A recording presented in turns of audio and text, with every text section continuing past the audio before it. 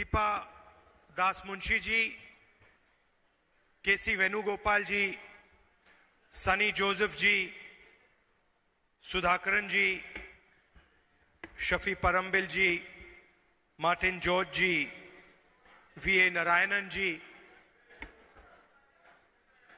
चंद्रन तिलेकेरी जी, Soni Sebastian जी, करीम जी, PT Matthew जी,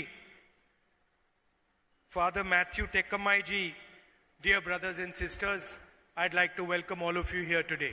അധ്യക്ഷവേദിയിലെ ബഹുമാന്യരായ നേതാക്കന്മാരെ, എനിക്ക് ഏറ്റവും പ്രിയപ്പെട്ട എൻ്റെ സഹോദരി സഹോദരന്മാരെ, നിങ്ങൾ എല്ലാവരെയും വളരെ സ്നേഹത്തോടെ Better here.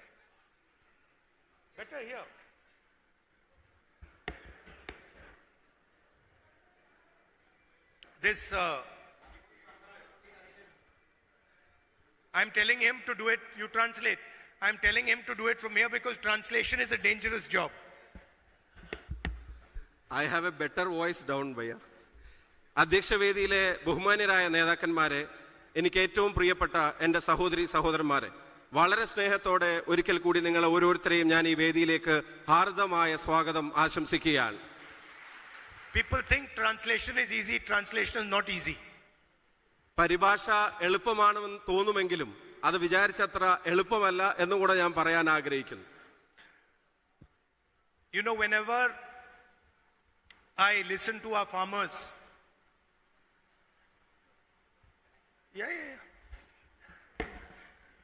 whenever I listen to our farmers, and this is across the country, they have always got complaints, always facing difficulties. ഞാൻ ഈ രാജ്യത്തുടനീളം സഞ്ചരിക്കുമ്പോൾ കർഷകരെ കാണുമ്പോൾ എപ്പോഴും അവരെ കേൾക്കുമ്പോൾ അവർക്ക് പറയാൻ ഒരുപാട് പരാതികൾ ഉണ്ടാവാറുണ്ട്, അവർക്ക് പറയാൻ ഒരുപാട് പ്രയാസങ്ങൾ ഉണ്ടാവാറുണ്ട്. Today when you were speaking, I was thinking about agriculture in India. നിങ്ങൾ എന്നോട് സംസാരിക്കുമ്പോൾ അത് കേട്ടുകൊണ്ടിരിക്കുമ്പോൾ ഇന്ത്യയിലെ കാർഷിക മേഖലയുടെ അവസ്ഥയെ സംബന്ധിച്ച് ഞാൻ ചിന്തിക്കുകയായിരുന്നു. You were talking about man-animal conflict. Young lady over there got attacked by an elephant. നിങ്ങൾ വന്യമൃഗ ശല്യത്തെ സംബന്ധിച്ച് സംസാരിച്ചു. ഒരു കുഞ്ഞു പെൺകുട്ടി അവർക്ക് തന്നെ നേരിടേണ്ടി വന്ന ആനയുടെ അക്രമത്തെ സംബന്ധിച്ച് നമ്മളോട് വിവരിച്ചു. You were talking about food storage. നിങ്ങൾക്ക് ഇവിടെ ഉൽപ്പന്നങ്ങൾ സംഭരിക്കാനുള്ള അവകാശങ്ങൾ അതല്ലെങ്കിൽ സൗകര്യങ്ങൾ ഇല്ലാത്തതിനെ സംബന്ധിച്ച് ഇവിടെ പറഞ്ഞു. The fact that you do not have cold storage facilities. അതിന് ശീതീകരിച്ച സംവിധാനങ്ങൾ ഒന്നും തന്നെ ഒരുക്കാൻ ഇവിടെ സംവിധാനങ്ങൾക്ക് കഴിയുന്നില്ല. Talking about not receiving the minimum price for your goods. കഷ്ടപ്പെട്ടുണ്ടാക്കുന്ന ഉൽപ്പന്നങ്ങൾക്ക്, പഴവർഗ്ഗങ്ങൾക്ക്, പച്ചക്കറികൾക്ക് മിനിമം സപ്പോർട്ട് പ്രൈസ്, നിങ്ങൾക്ക് താങ്ങുവില പോലും ലഭിക്കുന്നില്ല. And while you were speaking, I was thinking about this building. ഞാൻ നിങ്ങൾ സംസാരിച്ചു കൊണ്ടിരിക്കുമ്പോൾ ഞാൻ ആലോചിക്കുകയായിരുന്നു, കെട്ടിടത്തെ സംബന്ധിച്ച് പോലും ഞാൻ ആലോചിക്കുകയായിരുന്നു. And I was thinking that it would be impossible for this building to be built without building a foundation, without having a strong foundation. നമ്മൾ ഒരുമിച്ചിരിക്കുന്ന ഈ കെട്ടിടത്തെ സംബന്ധിച്ച് ചിന്തിക്കുമ്പോൾ ഇതിങ്ങനെ മനോഹരമായ ഒരു കെട്ടിടമായി മാറണമെങ്കിൽ അതിന് ശക്തമായ അടിത്തറ വേണം. അതിശക്തമായ അടിത്തറയില്ലാതെ ഇതൊരിക്കലും ഇതുപോലത്തെ ഒരു കെട്ടിടമായി മാറുമായിരുന്നില്ല. We are able to sit here today and have this conversation. There is a roof in this building, there are pillars in this building, there are walls in this building, but without a foundation it would be impossible for anything to be constructed. നമ്മൾ ഒരുമിച്ചിരിക്കുന്ന ഇടത്തിന് മേൽക്കൂരയുണ്ട്, അതിന് ചുമരുകളുണ്ട്, അതിന് തൂണുകളുണ്ട്, അതിന് വാതിലുകളുണ്ട്, ജനലുകളുണ്ട്. പക്ഷെ അതെല്ലാം ഉണ്ടാവണമെങ്കിലും അതിശക്തമായ ഒരു അടിത്തറയില്ലാതെ ഇതൊന്നും ഇവിടെ കെട്ടിപ്പൊക്കപ്പെടുമായിരുന്നില്ല. And if somebody went to the architect who was building this building and said, build the building without a foundation, the architect would look at him and say, you're a fool. ഇതുണ്ടാക്കിയ എഞ്ചിനീയറുടെ അടുക്കൽ ചെന്ന് ഈ കെട്ടിടം ഇതിനൊരു അടിത്തറ ഇല്ലാതെ, foundation ഇല്ലാതെ കെട്ടിപ്പൊക്കാൻ പറ്റുമെന്ന് ചോദിച്ചാൽ എന്ത് വിഡ്ഢിത്തമാണ് നിങ്ങൾ പറയുന്നത് എന്ന് അദ്ദേഹം നമ്മളോട് പറയുമായിരുന്നു. And it's not a complicated thing, it's a simple thing. അത് വളരെ മനസ്സിലാക്കാൻ പ്രയാസകരമായ ഒന്നല്ല, വളരെ സിമ്പിളായി നമുക്ക് മനസ്സിലാക്കാവുന്ന ഒന്നാണ്. And just like this building needs a foundation, countries need foundations. ഈ കെട്ടിടത്തിന് എങ്ങനെയാണോ ശക്തമായ ഒരു അടിത്തറ വേണ്ടത്, അതുപോലെ തന്നെ രാജ്യത്തിനും അതിശക്തമായ ഒരു അടിത്തറ വേണം എന്നുള്ളത് നിങ്ങൾക്ക് എല്ലാവർക്കും അറിയാം. Country is not built in the air. Country is not built in the air. വായുവിലല്ല ഈ രാജ്യം നിർമ്മിക്കപ്പെടുന്നത് എന്നുള്ളത് ഈ നാടിനറിയാം. A roof cannot be built without walls. മേൽക്കൂര ചുമരില്ലാതെ നിലനിൽക്കുന്ന ഒന്നല്ല. Walls cannot be built without the foundation.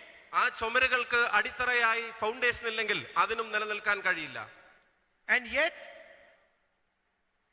the simple fact that our farmers and agriculture is the foundation of India is not understood. വളരെ ലളിതമായി ഞാൻ പറയാൻ ആഗ്രഹിക്കുന്നു. ഈ പറഞ്ഞതുപോലെ ഇന്ത്യ രാജ്യത്തിന്റെ അടിത്തറ എന്ന് പറയുന്നത്, അടിത്തറയുടെ കരുത്ത് എന്ന് പറയുന്നത് ഇന്ത്യയുടെ കർഷകനാണ് എന്ന് പറയാൻ ഞാൻ ആഗ്രഹിക്കുന്നു. Long lectures are given about IT, about everything else, but nobody says that nothing can be built in India without a foundation, and the foundation is the Indian farmer. വികസനത്തിന്റെ ഏത് വാതായനങ്ങൾ തുറന്നു കാണണമെന്ന് ആഗ്രഹിച്ചാലും, ഇന്ത്യയിൽ എന്തെല്ലാം നിർമ്മിക്കണമെന്ന് നമ്മൾ ആഗ്രഹിച്ചാലും അതൊരടിത്തറയില്ലാതെ നടക്കില്ല. അതിനൊരടിത്തറ ഉണ്ടെങ്കിൽ ഞാൻ ഉറച്ചു വിശ്വസിക്കുന്നു അത് ഇന്ത്യയുടെ കർഷകരാണ് എന്നുള്ളത് ഞാൻ ഉറച്ചു വിശ്വസിക്കുന്നു. And it is not just that the farmer is the foundation.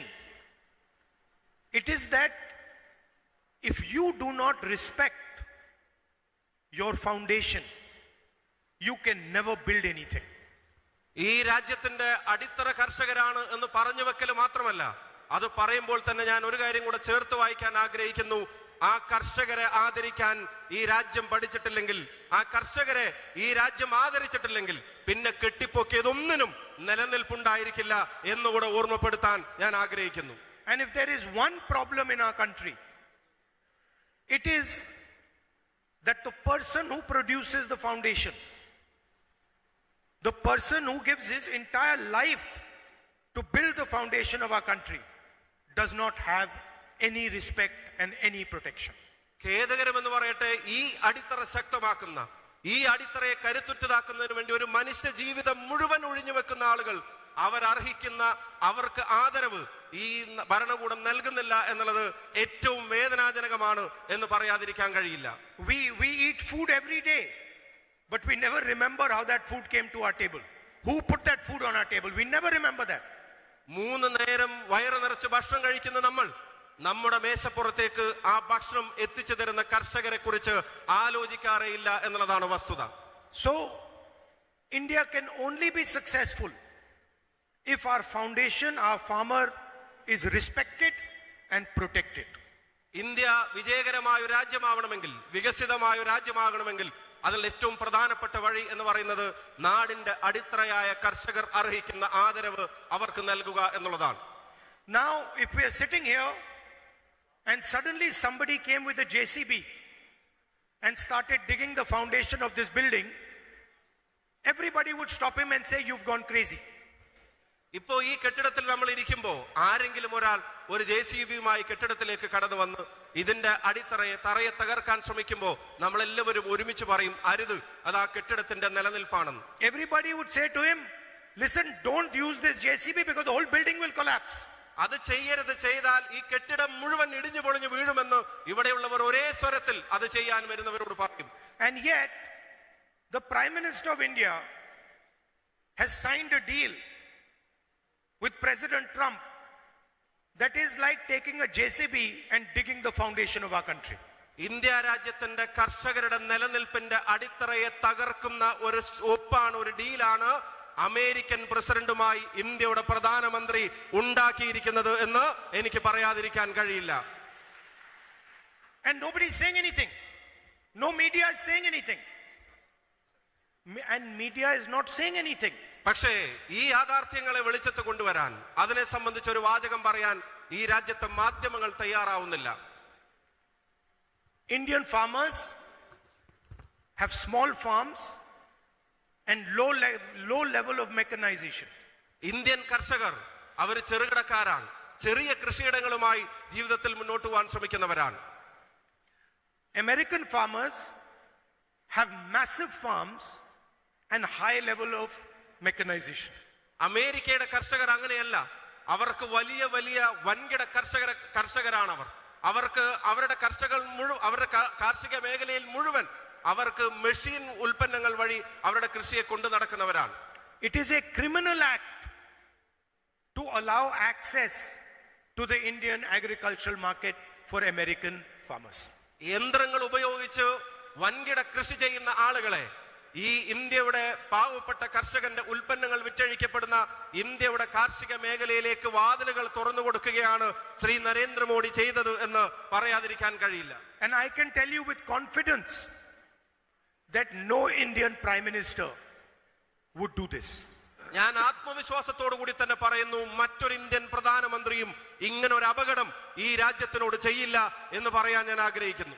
Allowing American farmers to sell soybean, corn, fruits in India, no Prime Minister would allow this. അമേരിക്കയിൽ നിന്നുള്ള സോയാബീൻ ഉൾപ്പെടെയുള്ള പച്ചക്കറികൾ ഉൾപ്പെടെയുള്ള പഴവർഗ്ഗങ്ങൾ ഉൾപ്പെടെയുള്ള കാര്യങ്ങൾ ഇന്ത്യ രാജ്യത്ത് വിറ്റഴിക്കാൻ അവർക്ക് തുറന്ന അവസരം നൽകാൻ ഒരു ഇന്ത്യൻ പ്രധാനമന്ത്രിയും തയ്യാറാകുമായിരുന്നില്ല. Because it is going to destroy the foundation that we have built so carefully. കാരണം അത് ഇന്ത്യയുടെ കർഷകന്റെ നിലനിൽപ്പിന്റെ അടിത്തറ തന്നെ തകർക്കുന്ന ഒന്നായി മാറും. The whole green revolution, the white revolution, these happened because we believed that we needed a foundation built in agriculture. India രാജ്യം നേടിയെടുത്ത കാർഷിക രംഗത്തെ നേട്ടങ്ങൾ, ഹരിത വിപ്ലവം ഉൾപ്പെടെയുള്ള നേട്ടങ്ങൾ, അതുപോലെ തന്നെ ക്ഷീര കർഷക മേഖലയിൽ ഉണ്ടാക്കിയ വിപ്ലവങ്ങൾ, ആ വിപ്ലവങ്ങളെല്ലാം തകർക്കപ്പെടാൻ കാരണമാകുന്ന നയങ്ങളാണ് ഈ ഭരണകൂടം നടപ്പിലാക്കിക്കൊണ്ടിരിക്കുന്നത്. For 4 months, the US-India deal was stuck, was not moving. 4 മാസത്തോളം ഇന്ത്യ അമേരിക്ക ഡീൽ അത് ഈ പറയുന്ന ട്രംപിന്റെ ഇടപെടൽ മൂലം അത് തടസ്സപ്പെട്ടു നിൽക്കുകയാണ്. And I kept checking why it was stuck. അത് എന്താണ് കാരണം എന്നുള്ളത് ഞാൻ അന്വേഷിച്ചുകൊണ്ടേയിരുന്നു. I was curious. എനിക്ക് ആകാംക്ഷ ഉണ്ടായിരുന്നു. And the answer I kept getting is that it is stuck because of agriculture. അത് തടസ്സപ്പെട്ടു നിൽക്കുന്നതിന്റെ ഏറ്റവും പ്രധാനപ്പെട്ട കാരണം അത് കാർഷിക മേഖല തന്നെയായിരുന്നു. Indian government does not want to open Indian agriculture to American companies. ആ തടസ്സപ്പെട്ടു നിൽക്കുന്ന സമയത്ത് ഞാൻ മനസ്സിലാക്കിയിരുന്നു, ഒരുപക്ഷെ ഇന്ത്യൻ സർക്കാരിന് ഇന്ത്യയുടെ പാവപ്പെട്ട കർഷകന്റെ ഈ ഉൽപ്പന്നങ്ങൾ വരുന്ന കാർഷിക മേഖല അത് അമേരിക്കയുടെ ഭീമന്മാർക്ക് മുമ്പിൽ തുറന്നു കൊടുക്കണമെന്ന ആഗ്രഹം ഗവൺമെന്റിന് അന്ന് ഉണ്ടായിരുന്നില്ല എന്ന് ഞാൻ ആലോചിച്ചിരുന്നു. I checked this with multiple times with different people in government. ഞാൻ നിരവധി തവണ നിരവധി ആളുകളോട് ഇതേ സംബന്ധിച്ച് അന്വേഷിച്ചു കൊണ്ടേയിരുന്നു. അവരിൽ നിന്നെല്ലാം കിട്ടിയ ഉത്തരം അത്തരത്തിലുള്ളതായിരുന്നു. Nothing was moving. അത് അനങ്ങുന്നുണ്ടായിരുന്നില്ല, അതിന് അനക്കമുണ്ടായിരുന്നില്ല. President Trump was threatening the Prime Minister. അപ്പോഴാണ് ഈ രാജ്യത്തെ പ്രധാനമന്ത്രിയെ അമേരിക്കയുടെ പ്രസിഡന്റ് ഭീഷണിപ്പെടുത്തുന്നത് നമ്മൾ കാണേണ്ടി വന്നത്. Then in the president's address, I started giving my speech. In the president's address in parliament, I started giving my speech. അപ്പോഴാണ് പാർലമെന്റ് സമ്മേളനം ആരംഭിക്കുന്നത്.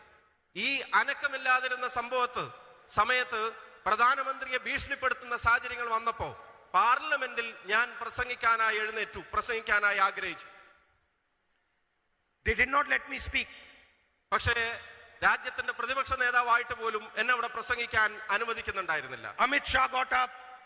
Prime Minister didn't allow me to speak. All the ministers were standing. Speaker stopped me again and again and again.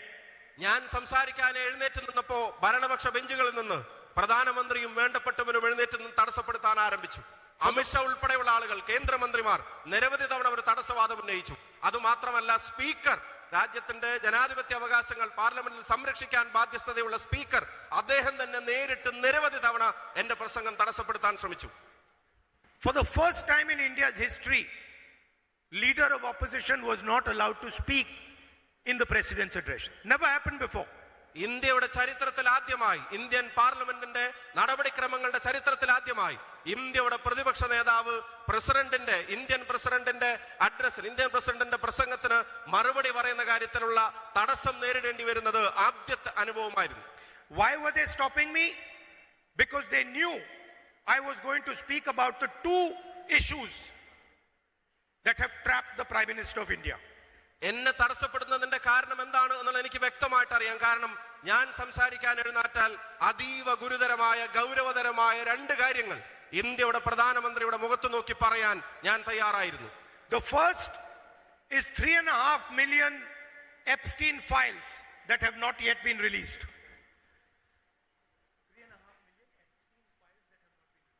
ഏറ്റവും പ്രധാനപ്പെട്ടത് Epstein ഫയലുകളുടെ പട്ടികയിൽ 3.5 million ഫയലുകൾ ഇനിയും വെളിച്ചത്ത് വരാൻ ഉണ്ടായിരുന്നു എന്നുള്ളതാണ് ഒരു ഗുരുതരമായ സാഹചര്യം.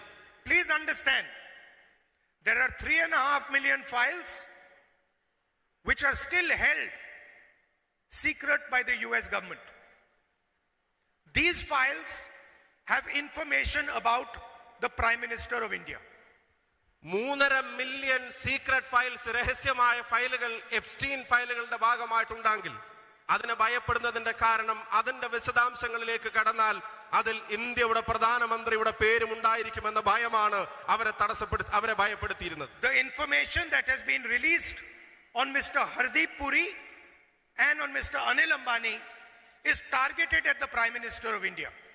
ഹർദീപ് പുരി എന്ന കേന്ദ്രമന്ത്രിയെ സംബന്ധിച്ചും അനിൽ അംബാനി എന്ന ഈ ഭരണകൂടത്തിന്റെ ഇഷ്ടപ്പെട്ട തോഴനായ വ്യവസായിയെ സംബന്ധിച്ചുമുള്ള വിവരങ്ങൾ അത് അതിന്റെ ആരംഭം മാത്രമായിരുന്നു. ആ വിവരങ്ങളുടെ വഴി അത് നേരെ ചെന്നെത്തുമായിരുന്നത് ഇന്ത്യയുടെ പ്രധാനമന്ത്രിയിലേക്കായിരുന്നു.